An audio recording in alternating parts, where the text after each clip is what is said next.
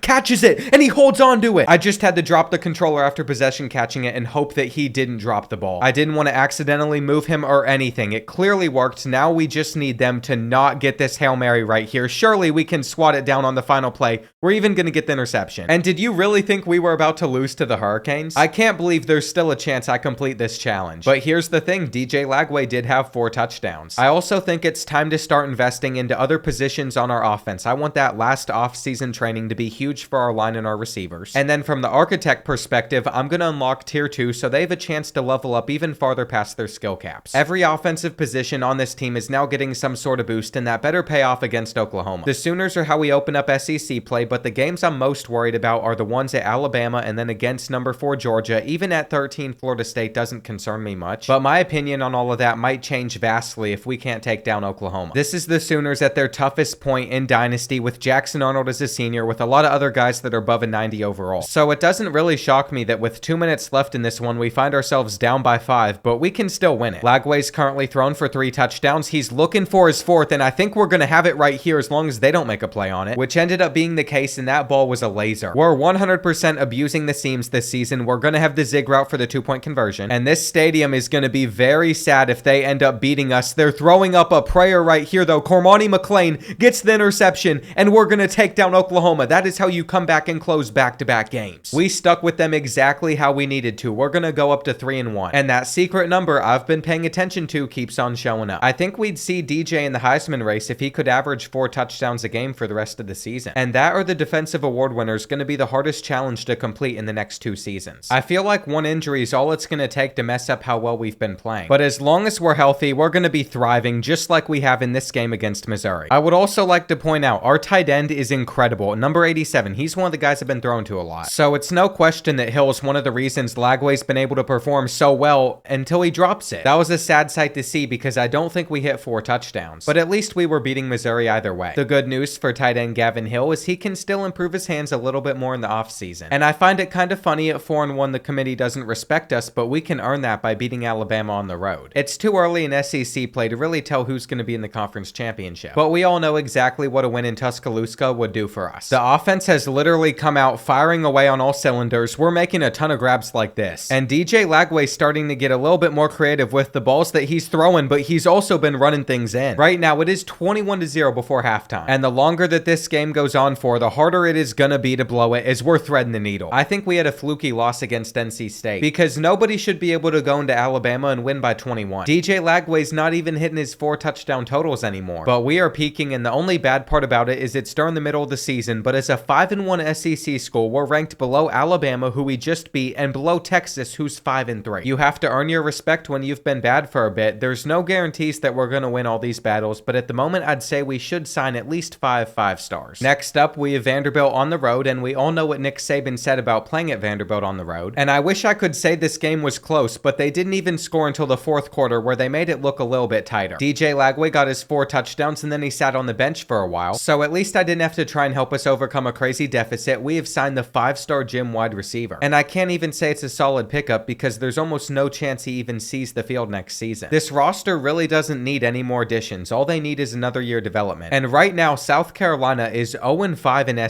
SEC play. With how well we've been playing, though, this could be a trap game for us. And it's so nice that our SEC schedule is not as difficult as it was last year. In most of these games, we can pretty confidently just expect the Gators to take care of business. Right now, we're up by 10. But I know Georgia's coming up on the schedule soon, so we're going to have to make sure that we play well in that one as well. Now, we've definitely highlighted the offense a lot, but I think our defense also deserves some credit because what they've been able to do this season versus last season is a night and day difference. The same could be said for how consistent DJ's been as well. But we had a pretty bad week in recruiting, losing all of these 5 stars. If we just go to the bottom of our board, you'll see that closing out battles has been our biggest issue this season. There's still a couple of players that we might be able to on, but the visits I'm going to schedule them for aren't against very big teams. If we could get those prospects to the Georgia-Florida neutral site game in Jacksonville, that'd be a much bigger deal. And I think it's a little dumb that Texas at 7-3 is still ranked above us. But as of right now, if we can just win out, we're going to get to play them in the SEC championship. Georgia's the toughest team on our schedule, still standing in our way though. And I can't believe with 6 minutes left in the 4th quarter, we find ourselves down 21. It's going to be pretty difficult to come back from a deficit like this. And it's kind of telling how we do in a neutral site playoff game right now, but it also might just be how good Georgia is. We're not stopping them on this 3rd and 8. We can't let them get any more points in this game or else there's going to be no chance of us coming back. And it simply took us too long to even get them off the field. I wish this wasn't how our undefeated run in SEC play was going to end, but it is how it's going to end. We can't even beat them deep on this final attempt. And a lot of what's worked versus some of our other opponents did not work there. It's a little bit of a humbling experience to realize that we're just not at that level yet. But even if they've dropped us down to number 17, assuming assuming we win out against these 4 and 5 programs, we should be in the playoffs. Going into this matchup against the Razorbacks, though, they're an 87 overall team, so they could give us some issues here at the Swamp. And I simply can't believe how they've been able to keep up with us here. We should have intercepted that. We really peaked at the middle of the season. Please just miss it. And now we have 59 seconds to avoid overtime versus the Razorbacks. If we're patient enough here,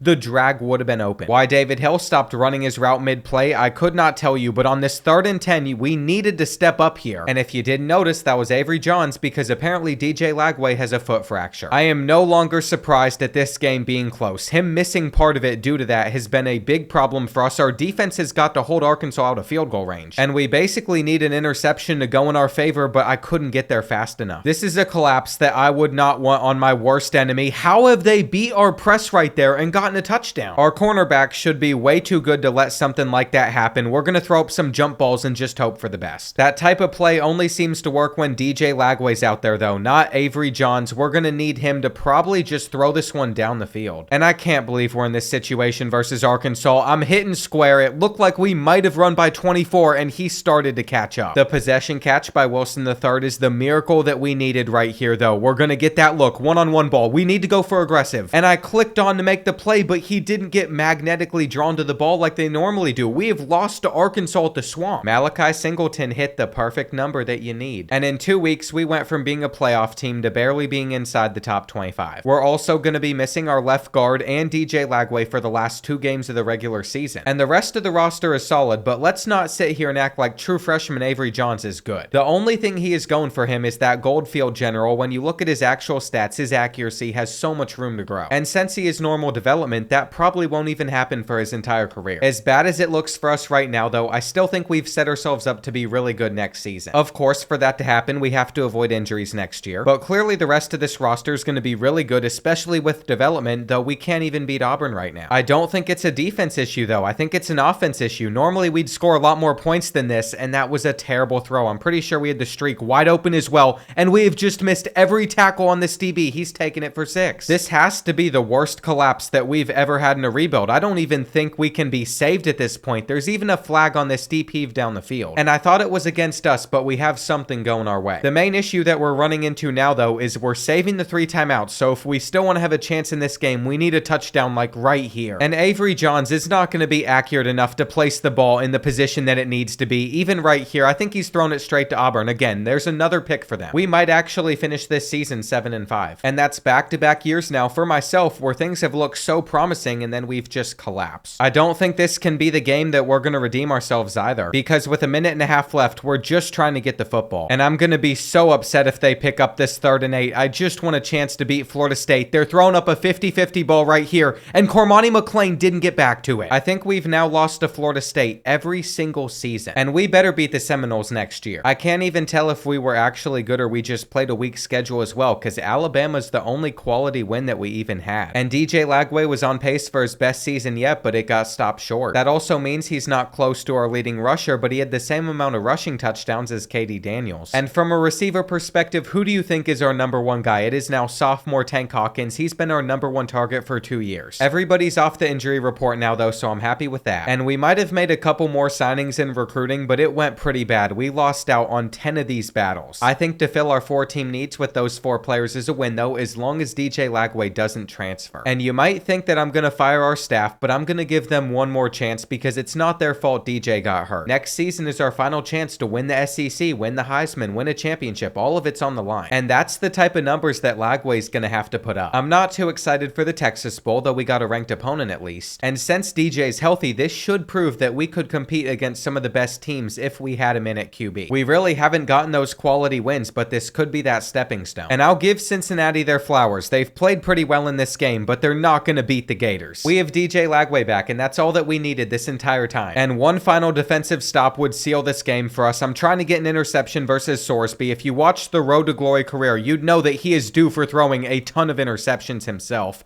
We forced a fumble here. Can somebody pick it up? It's hard to tell what was going on there, but I want to win this game by 2 possessions. I don't want to win by 1. And I don't really know why that's so important to me, but we just have to hold on for this final play right here. Come on, throw an interception to us, Sorsby. I know you want to throw it straight at a defender, even if we're generating no pass rush at all. And those guys better have a good season of off-season progression. The DJ Lagway Heisman season better be loading for next year. And we'll see if I made a mistake making this a 3 to 4 year rebuild instead of a 5-year rebuild. Right now, we have a few players that are trying to leave for the NFL early, but it says we have a guaranteed chance to persuade them to stay. So that was the easiest decision I've ever made. Cormani McLean's going to have 1 more year, and this center is trying to transfer as well, but he is gone. Besides losing a very replaceable offensive lineman and then Eugene Wilson III going to the NFL, I'm not going to miss these players much. And I find it crazy he was a 2nd round draft pick considering he never put up great numbers for us. In the transfer portal, if we could go after some top prospects, I probably would have, but I don't think it's worth it to even try and get this cornerback. So I went straight to National Signing Day. This is a class of only 4 players. If you're wondering where it was ranked, it's down here at 129, even though we only signed 5 stars. And this might be a mistake, but because we have so many fast receivers down here, I am going to put Andy Jean at running back. He's going to have the overall of a 93. So I moved a lot of things around, but in the end, it's going to get us up to a 95 overall. Of course, even with DJ Lagway, there's still things he could have improved upon, like his accuracy more than it already did. But with the receivers that he's going to have, he should have no issues putting up some incredible numbers. I'd also like to spend some coach points boosting up his accuracy a little bit more and also making sure the receivers catch it more. Plus, I'm going to encourage some of these lower overalls to transfer, like Orlando Chun, who was an elite development player, but he never panned out. We ended up reaching a 96 overall total. This is probably the best team that I'm ever going to play a full season with. But you can just tell those players aren't good enough to make us an actual 96. We only have 3 ranked SEC teams on our schedule, but we have to play on the road at Miami and on the road at Cal. So we have a long way to climb, especially since we're not in the preseason top 25. Andy Jean, our new starting running back, is favored to win the Heisman, though. We need that to be DJ Lagway. And I'm very excited for this season. I think we're going to complete all 6 of these challenges. Starting off against number 8 California on the road, we're going to see if we can beat a team that is 13 overalls less than us. But not only do we need to beat them, we need DJ Lagway to have incredible numbers. I don't think that's really going to be an issue for him, though. This season, we have Tank Hawkins over there on the outside, and he can dust a lot of corners. All I'm saying is they better think twice before they decide to press him. And this game has really set the standard of what teams should expect whenever they have to play against Florida. We're about to go up 40-0. California literally kicked a field goal on their last drive just so they didn't get shut out, but they still got embarrassed with a sold-out gold crowd. And DJ Lagway's got to be on his way to winning a Heisman. He's about to get the opportunity to do something like that against the Pandas. And I think I should give them credit for holding their own just as well as Cal did. They're not losing by much more. At the end of the game, though, we kept on tacking on points to make it even bigger of a blowout. And it's basically just stat padding touchdowns. I do think it's a little ridiculous if California's ranked this high. It took that long for us to get ranked inside the top 25 for winning at their place by 37. But that's just how this game works, and I'm not too surprised that these players from Arkansas that took us down last year are at the top of the Heisman watch. Once we hopefully get past number 11 Miami, we're going to get to play them in a few weeks, and then eventually we will get to the Oklahomas, the Georgias, and the Alabamas. But the focus has to be on this game at the moment, because if we lose this, we're going to fail a challenge, and right now Miami's a 90. Granted, we did win this game in my first real season whenever I was able to play every game, so I thought that maybe it wouldn't be as close as it is right now, but we're currently about to get another touchdown. We just have to close out these final 5 minutes, and it's got to be one of the toughest games on our regular season schedule. On 3rd down, they're well short of the marker. Here we go. It's now 4th and 4. I am stuck, and they are still dropping the football. So this one's over, but we're still going to try and get another touchdown for DJ Lagway at least. He has 3 on the day, no turnovers. A 4th would really help out his Heisman odds. Even if it's on the ground too, he's able to get to the outside. And it has been so much fun playing with him so far, waiting on the halfback angle route to get open. And there's the first interception. This is why you should not try to pad stats at the end of the game. The Hurricanes scored immediately, so now they're only down by a possession. I did hit them with the play action, though, as they're run committing, so we can make this grab. I still can't believe we threw that pick, but we're going for another touchdown. And in the end, we're going to beat Miami by 12, but maybe we shouldn't go for the padding stats in the future. Lagway still had a good performance, but the interceptions could add up. And I just realized we're never going to lose to Miami unless we somehow meet them in the playoffs. There's still a lot more to focus on this season, though. Taylor Coffey won Player player of the game. He's playing in the slot a bit. And 1-3 Vanderbilt better not give us any issues at the Swamp. I mean, this one hasn't really been much of a contest, but I do have to give them a little bit of credit for shutting down Lagway. That could have been an interception, but Hawkins came away with the football. And you can just tell that Florida has all the luck on their side at the moment. I don't see how this team's gonna lose. Just to be nice, we did let Vanderbilt score a touchdown at the end of the fourth quarter, but they let us get another with Lagway, so it balances out. With this being one of the best rosters I've ever built, I'm not even concerned that they're barely ranking us inside the top 10, because I know over time during this season we should continue to prove ourselves. South Carolina is one of those teams that has done absolutely nothing defensively versus us, and DJ Lagway's rushed for 92 yards in this game, so he might as well tack on a touchdown too. The refs are saying he was short, but we're still gonna try and sneak it in. And if he keeps this up, the Heisman Trophy has to be his. We're playing so well offensively, it gets our defense on the field more than they should be. But at the same time, it lets him rack up a bunch of touchdowns. I'm very interested to see how we do on the road against Arkansas, though. They're still an 87. And they might not be high up in the SEC standings, but they've only played one game, and they were a part of our downward spiral last year. I should also point out that Lagway is starting to get some national recognition. And like I said, as we continue to win, we're going to move up the polls, though all these teams with one loss above us make zero sense. There's still some weird ranking logic in this game that definitely needs some work. But you know what else needs work? This offense, because there is zero reason we should only have 3 points in the fourth quarter. We're going to need a miracle to win. I can only come back from deficits like this so often as well. This is going to be a tough one to pull off, but we're in the end zone. And here we go. It's a 3rd and 10 for them. They have their running back probably open, but they just go over to the flat. We've definitely come back from something like this before, so I can't even say that we don't have a great chance, especially if this throws on the money. We're splitting the safeties down the middle. But you have to wonder, why is it taking us this long to start figuring things out versus the Razorbacks? They're definitely looking to end this game, though they have gone with a play action on 2nd down. And that means on 3rd and 18, it's going to be very hard to pick this up. They've done a halfback screen, but we're going to let players get over there. See, this roster's been good enough to come back. Abrams is going to have a chance with this punt return. We're going to swerve to that right side. I'm not sure how fast he is,